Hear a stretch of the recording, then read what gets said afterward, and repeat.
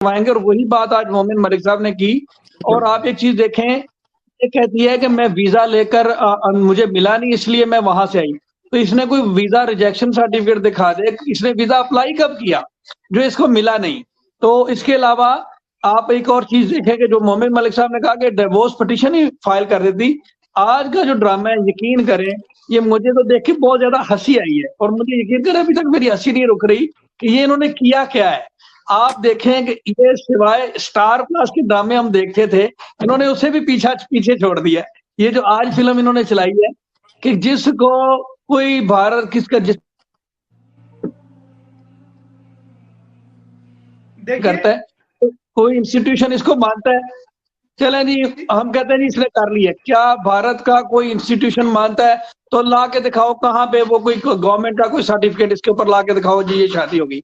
और देखें कि वो तो कह रहे थे कि जी साल से शादी होगी, अभी उन्होंने आगे यहाँ पे एनिवर्सरी को फेरे भी कर दिए और वहां पे 4 चीजें रखे, और सिर्फ अपनी फेस सेविंग के लिए। और आप एक चीज देखेंगे, ये शादी अगर इनको इतना होता तो ये बगैर लाइव किए भी कर सकते थे। लाइव पे करने के लिए सिर्फ यही था कि लोगों का थोड़ा डायरेक्शन चेंज करने के लिए और अपने दिल को तसल्ली देने के लिए कि मैं वैसे तो करवा नहीं सका, ये लो मैंने तुम्हारी यूट्यूब पे करवा दी। जी जरा बात करें। आप देखेंगे आज एक टीवी चैनल जो है वो पैनल बैठे हुए थे, उससे पैनल के पैनलिस्ट बैठे हुए थे। तो उसमें एक महिला थी दिल्ली की, अच्छी पढ़ी लिखी महिला थी। तो उस चैनल ने गलती करी, वो सीमा हैदर को भी लाइव जोड़ दिया। अब वो लेडी ने सवाल किया, ये चल रहा डिबेट का जो विषय था, डिबेट का जो टाइटल था वो ये था, क्या सीएए के तहत सीमा हैदर को कुछ फायदा मिलेगा? तो उस पर सवाल ये आया कि भाई अगर वो वैलिड एंट्री करी है तो मिलेगा, और वो भी अगर वो हिंदू होती, मुसलमान को नहीं, हिंदू होती। तो उस लेडी ने जब उसको जोड़ा गया सीमा हैदर को, तो उस लेडी ने एक सवाल किया कि आप मुझे ये बताइए कि क्या, सीमा हैदर से मैं सवाल करना चाहती हूँ, आप बताइए कि क्या आप भारत में जो आई है, क्या आपके पास कोई वीजा था? जी हमारे पास कोई वीजा नहीं था। फिर उससे पूछा कि दूसरा सवाल आप ये बताइए कि आप कह रही हैं कि आपने नेपाल में सचिन मीना से शादी की थी पशुपतिनाथ मंदिर में, क्या कोई पुजारी है वहां? क्या कोई वीडियो बनाई थी? क्या कोई सबूत है? या कोई लीगल ऑथेंटिसिटी का कोई रजिस्ट्रेशन, मैरिज रजिस्ट्रेशन कराया? जो सवाल मैंने एक वीडियो में उठाए थे वो उसने कहीं देखा होगा। वही सवाल किए, वो बंदी कह रही नहीं जी, हुई तो थी शादी पर कोई वीडियो नहीं है, कोई सबूत नहीं है और कोई रजिस्ट्रेशन नहीं है, कोई पुजारी का नाम नहीं पता। कह रही है हमारे कमरे के फोटो है। अबे कमरा तुम्हारा मंदिर है क्या? एक तरफ कह रही हो पशुपतिनाथ मंदिर में शादी हुई, दूसरी तरफ कह रही हो मंदिर में। और उससे पूछा, एक सवाल और पूछा उसने कि ये बताइए जब आपने वो घर बेचा तो वो घर किसके नाम था? कहती है जी मेरे नाम था। कितने का बेचा? 12 लाख का। कितने का बता रही? इतने का बेचा। तो फिर उससे 12 लाख का। पैसे कौन देता था? 12 लाख का, ये 12 लाख रुपए तू कहां से लेके आई थी? कह रही है जी हैदर भेजता था। और मैं हैदर देता था और मैं पेट काट काट के घर लेती थी, पैसे जमा करके मैंने घर लिया, पेट काट कर। तो कैसे बात सुने, 1 साल से बल्कि पिछले 3 महीनों से जब से मोमिन मलिक का नोटिस किया ना, हम ये बात सुन रहे हैं, बार बार इस बात की एडवर्टाइजमेंट हो रही है कि वो 13 तारीख को मनाएगी एनिवर्सरी। ठीक है, फर्जी जाली एनिवर्सरी। और आज क्या हुआ कि वो 13 तारीख 12 तारीख में बदल गई। ठीक है, तो 12 तारीख में क्यों बदली है, ये उनका प्लान नहीं है। यही हम बताने की कोशिश कर रहे हैं कि इतने पजल हुए हैं। पहले वो सोच रहे थे कि हम इसका जवाब क्या दें, फिर जनाब उन्होंने 12 तारीख में निकाह करवा दिया। ठीक अब आप ये बताओ, जितनी झूठ ये बोलती गई, लपेटती गई, उतनी फंसती जा रही है, उतनी खुलते जा। सही बात है, बिल्कुल सही बात। रमजान सर मुझे पहले रमजान में ही ऊपर वाले ने इसको बेनकाब कर दिया। सही बात है, बिल्कुल सही बात है।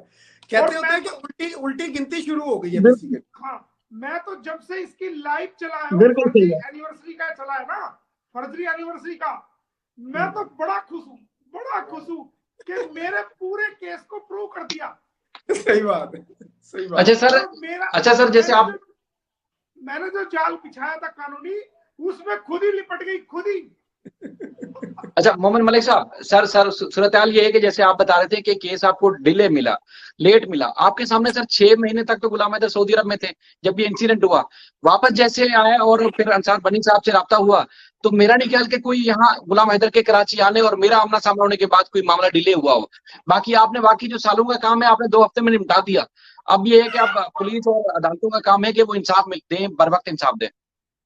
देखिए, वही तो बात है ना जी, वो गुलाम हैदर अगर बेचारे को उसका कोई रास्ता नहीं मिला ना, आपके पास भी तो लेट ही आया ना, और जैसे ही जी। आपके पास आया, आपने तुरंत प्रभाव से तुरंत कोशिश करके मेरे से संपर्क किया, है ना। अंसार बंडी बिल्कुल। जी के पास आप गए, अंसार बंडी जी मेरे फ्रेंड है, उनका मुझे फोन आया, मैं नहीं उठा पाया, तो फिर मैंने दोबारा कॉल किया, तो फिर मेरी उनसे बात हुई, क्योंकि मैं बिजी था, मैं उठा नहीं पाया, उनके कई कॉल आए थे। जी जी।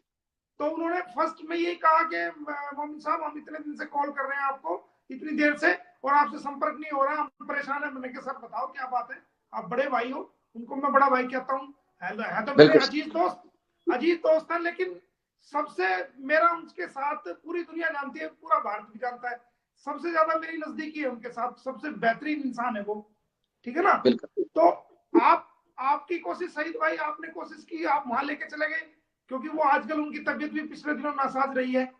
जी जी। तो वो काफी पहले से कमजोर भी, मैं देख रहा हूँ काफी कमजोर भी हो गए पहले से, और फिर कुछ थोड़ा उम्र का भी तकाजा है, सीनियरिटी है। जी जी। तो आप अच्छा। लेके गए, उन्होंने मुझे अरेंज करा दिया। आप यकीन नहीं करोगे, मेरे इतने बड़े बड़े ट्रायल लगे रहते हैं, फिर भी मैं जितने भी ट्रायल मेरे आ रहे हैं इस दौरान, मैं सभी ट्रायल्स को अर्जेंट करा रहा हूँ।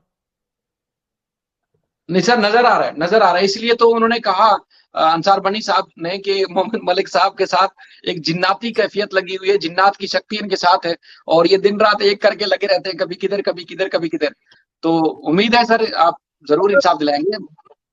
जी जी, मैं यहाँ पे शायद एक सवाल मोहम्मद मलिक साहब से, मेरा सर आपसे ये सवाल है कि ये पहली तो बात ये है कि अगर YouTube पे ये शादी करनी थी तो फिर AP सिंह को बुलाने का क्या फायदा। वो तो वकील तो इसलिए होता है कि किसी कोर्ट में शादी करवाने के लिए या कोई डॉक्यूमेंट बनाने के लिए, उसको लीगल इफेक्ट देने के लिए।